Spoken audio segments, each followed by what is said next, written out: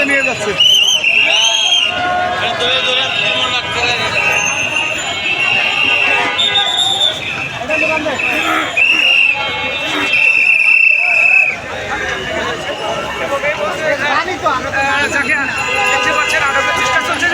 আসতেছে ফট করে আবার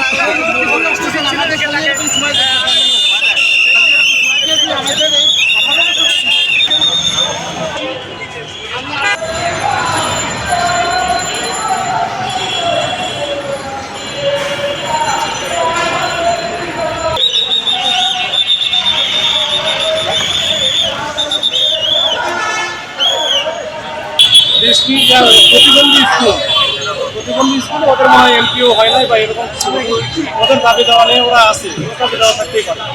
এখানে বেশ কয়েকদিন ওরা আছে। আজকে আমাদের যখন দৃষ্টি আকর্ষণ করলো স্যার আমরা হচ্ছে যমুনা বাসভবনের দিকে যাবো, এখন যাবো এগুলো আমাদের দাবি দেওয়া আবার বলে যেটা ওইখানে যাওয়া যাবো না, তোমরা দেখো তোমরা একটা কাজ করো, যেটা প্রতিনিধিত্ব যাও দল আমি পাঠাই, তাহলে তোমরা তোমাদের মেসেজটা জায়গার মধ্যে যেন পৌঁছাতে পারো। এটা সমাজ কল্যাণ মন্ত্রণালয় আন্ডারে করছে, আমরা সমাজ কল্যাণ মন্ত্রণালয়ে পাঠাই ওরা দিল আমাকে 5-9 জনের নাম বলছিল, ঠিক আছে। এরপরে দেখি হুট করে তারা চলে গেল ওইখানে কোনোভাবে কথা শুনবো না, 2 রাস্তায় বন্ধ, যেটা অল্প কিছু লোকজন এখন এক রাস্তার এক পাশে বন্ধ করলে পুরোপুরি বন্ধ করছে, আপনারা সবাই দেখছেন। এটার পরে আমরা কি করবো, আমরা আস্তে আস্তে তাদেরকে অনেক বোঝানোর চেষ্টা করলাম, আধা ঘন্টার মতো তারা ওখানে ছিল, তাও কিছু বলি এই পর্যন্ত কয়জনকে আটক করেছেন আপনারা? কয়জনকে আটক করেছেন?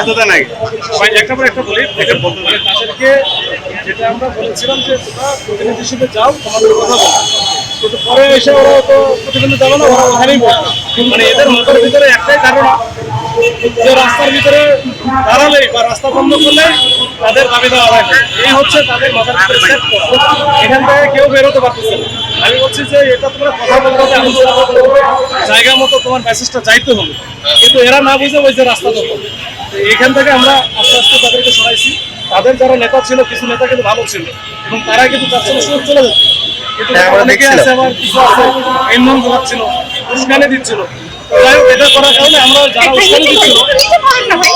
উস্কানি দিচ্ছিল তাদেরকে আমরা একটু সাইড করছিলাম, ওদেরকে বোঝা ছেড়ে দেওয়া হচ্ছে, এখন আর কেউ আটক নেই। ঠিক আছে।